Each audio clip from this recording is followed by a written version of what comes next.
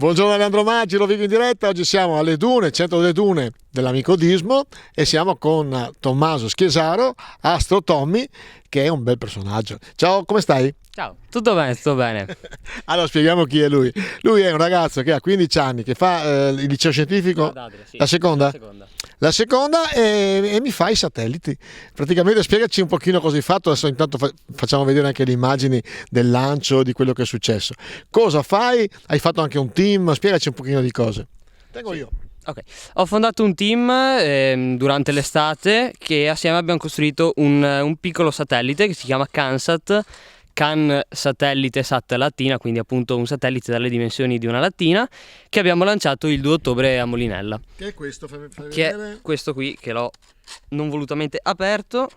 Eccolo qua, lui, piccolino, che purtroppo c'è stato un problema durante il lancio, si è un attimino schiantato per terra, però l'obiettivo era raccogliere tutti i dati, quindi sia gli obiettivi primari che addirittura gli obiettivi secondari li abbiamo raggiunti, quindi abbiamo registrato tutti i dati, abbiamo addirittura un video da bordo del CanSat, molto caotico, però c'è.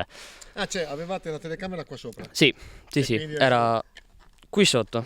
Una piccola microcamera nella parte inferiore del CanSat che doveva riprendere la discesa tranquilla, ma purtroppo il paracadute si è staccato quando il satellite è uscito dal lanciatore e ha iniziato a roteare, quindi dalla ripresa è difficile capire quello che effettivamente è successo, però il video comunque c'è e nonostante sia schiantato per terra, abbiamo calcolato ad una velocità di 137 km/h, l'elettronica non si è fatta niente, si è solo danneggiato un attimino l'involucro esterno e interno, ma la lattina c'è, l'elettronica è a posto. Ecco, Tommaso poi ci ha portato anche il paracadute, sì. Eccolo qua. Home made, fatto in casa? Sì, fatto in 10 minuti la sera prima del lancio, tranquillamente. Ci parlavi di un team dove tu sei uno dei soci o dei protagonisti. Sì. Cosa fate in questo team? L'idea del team è quella di unire tanti ragazzi da passioni scientifiche, informatiche, diciamo, e di unirli e mettere assieme tutte le passioni nel razzimodellismo, quindi uno sport che consiste appunto nel lancio di satelliti e razzimodelli. Tu fai liceo scientifico, quindi probabilmente farai ingegneria, o sbaglio, ingegneria aeronautica? Aerospaziale, l'idea è di andare all'università a fare ingegneria Torino? Torino, Milano, Padova, questo non lo so, non lo so, è l'unica roba che devo ancora decidere. Allora, ho visto anche, io mi sono permesso di guardare la tua pagina Facebook, cioè satelliti e stelle, perché hai questo sguardo verso l'alto? È una cosa in realtà che è avvenuta abbastanza casualmente. Avevo 8 anni, era un capodanno tra il 2014 e il 2015, se non sbaglio, ero piccolo. E nella noia, nell'aspettare la mezzanotte, mi sono messo a cercare su YouTube delle dirette. Sono incappato in una diretta dell'Agenzia Spaziale Russa e c'erano questi 2 astronauti che stavano facendo una passeggiata spaziale, no? Erano fuori con le tutone a sistemare o montare qualcosa dalla Stazione Spaziale Internazionale. E in mano avevano uno strumento. Io, straincuriosito, ho iniziato a cercare in internet cosa fosse quello strumento. Sono passati 6 anni, praticamente 7 anni.